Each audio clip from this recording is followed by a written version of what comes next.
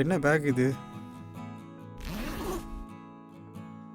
யாரோட பணப்பா இது? என்னுடைய பணம் தான். ஏது? நான் சம்பாரிச்சது தான். இப்போ இதை வச்சு என்ன பண்ண போறீங்க? உனக்கு கவர்மெண்ட் வேலை வாங்கி தர போகிறேன். எப்படிப்பா? 10 லட்சம் கொடுத்தா உனக்கு கவர்மெண்ட் வேலை வாங்கி தரதா ஒரு புரோக்கர் சொல்லியிருக்காரு. நேர்மையான வழியில் எனக்கு கவர்மெண்ட் வேலை கிடைச்சா நான் பார்க்குறேன். தவறான வழியில் எனக்கு கவர்மெண்ட் வேலை எனக்கு வேணாம். சொல்கிறத கேளு. இன்னைக்கு லஞ்சம் கொடுக்காம கவர்மெண்ட் வேலை வாங்க முடியாது. எத்தனை ஏழைகள் கவர்மெண்ட் வேலைக்காக காத்துக்கிட்டு இருக்காங்க. இவங்களை எல்லாத்தையும் நாம் ஏமாற்றணுமா? இனிமேல் பணம் உள்ளவனுக்கு மட்டும்தான் அரசு வேலை கிடைக்கும். இதில் எனக்கு துளி கூட விருப்பம் இல்லைப்பா. அப்படின்னா எப்படி வாழ போகிற? அப்பா இந்த 10 லட்சத்தை என்கிட்ட கொடுங்க. சொந்தமாக நான் ஒரு தொழில் பண்ணுறேன். பணம் என்னோடது. நான் சொல்கிறதா நீ கேட்கணும். என்ன, நான் சொல்கிறத கேட்குறியா முடியாதா? சரிப்பா. சரி வா, பணத்தை கொண்டு போய் புரோக்கர்ட்ட கொடுத்துட்டு வந்துடுவோம்.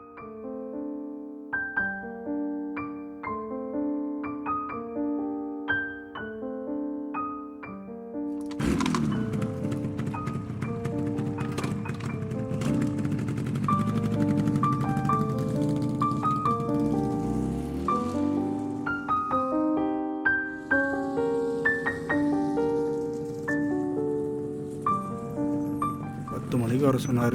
இப்போவே லேட் ஆச்சு. இருக்கிறாரா வெளியில் கிளம்பிட்டாப்பையான்னு தெரில. அப்படி அங்கே வந்து எதுவும் பேசுகிறாதா, அமைதியாக இரு.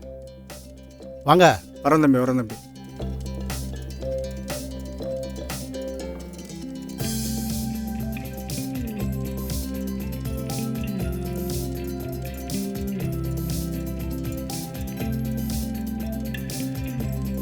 உட்காருங்க.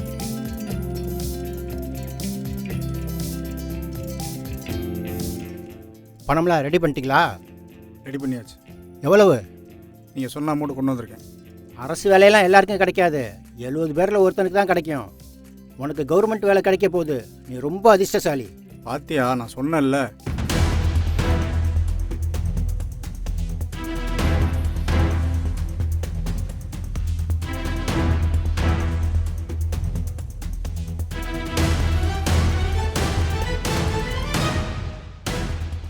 ஐயையோ, போச்சுரா.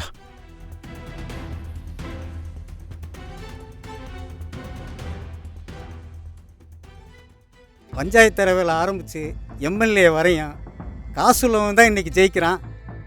இனிமேல் அரசு வேலையெல்லாம் காசு உள்ளவங்களுக்கு மட்டும்தான் கிடைக்கும் போல். இனிமேல் இந்த நாட்டில் ஏழைகளுக்கே முக்கியத்துவம் கிடையாதா? சரி, இவர்கிட்ட 10 லட்சம் பணத்தை கொடுத்துட்டு அரசு வேலை வாங்கி தராமல் ஏமாற்றிட்டா என்ன பண்ணுவீங்க? இது வரைக்கும் அரசு வேலை வாங்கி தரேன்ட்டு 20 பேர்கிட்ட பணம் வாங்கிட்டு ஏமாத்திருக்காரு. தம்பி, போலீஸுக்கு கால் பண்ணு. என்னப்பா பண்ணலாம்? அண்ணா, போலீஸ் வந்து எங்களோட 10 லட்சம் பணம் போயிடும். கிளம்பட்டுமா? சரி, நீங்கள் போங்க, நாங்கள் இவரை பார்த்துக்குறோம். சரி. நல்ல வேலை, பணம் தப்பிச்சிச்சு.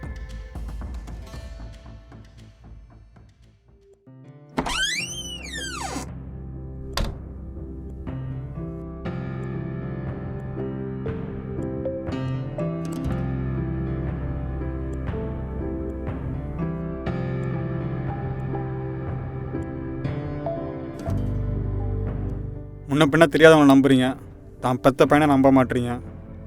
கொஞ்சம் பொறுமையாரா, வேறு நல்ல புரோக்கரை பார்ப்போம். இது என்னோட லைஃப்பா, என் முடிவை கொஞ்சம் கேளுங்க. நான் சொல்கிறத கேளு.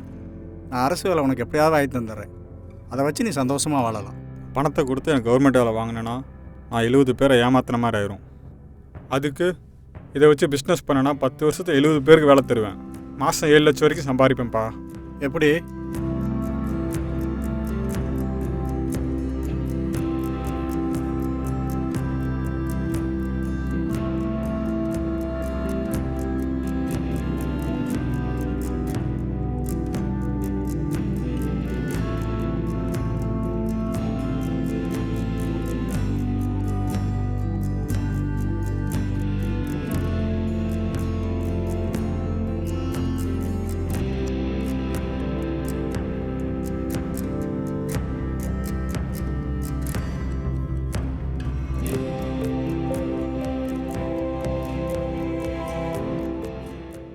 இளைஞர்களால் இந்தியாவில் எல்லாருக்கும் வேலைவாய்ப்பை உருவாக்க முடியுமா என்ன? 2050 பெரும்பாலான இந்தியர்களுக்கு வேலை கிடைக்கும். $30 ட்ரில்லியன் பொருளாதாரத்தை அடையும். அப்போ இந்தியா வளர்ந்த நாடாக மாறும். சரி, இங்கே வா, உட்கார். இந்தியா 1947 ஆரம்பித்து 2007 வரைக்கும் $1 ட்ரில்லியன் பொருளாதாரத்தை எட்டுச்சு. அதுக்கே 60 வருஷம் ஆனது. ஆனால் 2024 $4 ட்ரில்லியன் பொருளாதாரத்தை எட்டி 5வது பொருளாதார நாடாக மாறியிருக்கு.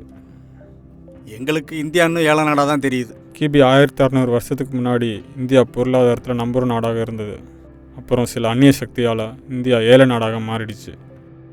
இந்தியாவால் மீண்டும் நம்பர் 1 பொருளாதார நாடாக மாற முடியுமா? 2100 எல்லாருக்கும் வேலைவாய்ப்பு கிடைக்கும்.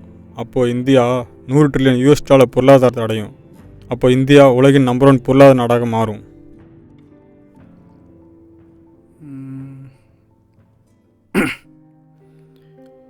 இவனை நம்பி பணத்தை கொடுக்கலாமா? கொடுத்தா ஜெயிச்சிருவானா? நம்ம பிள்ளைய நம்பாமல் யாரை நம்புறது? சரி, ஒரு வாய்ப்பை கொடுத்து தான் பார்ப்போம்.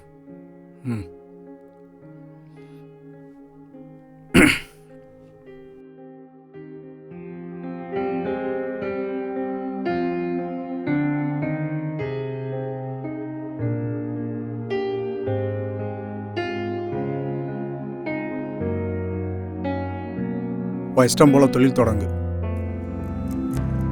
நல்லபடியாக ஜெயிச்சிருப்பா.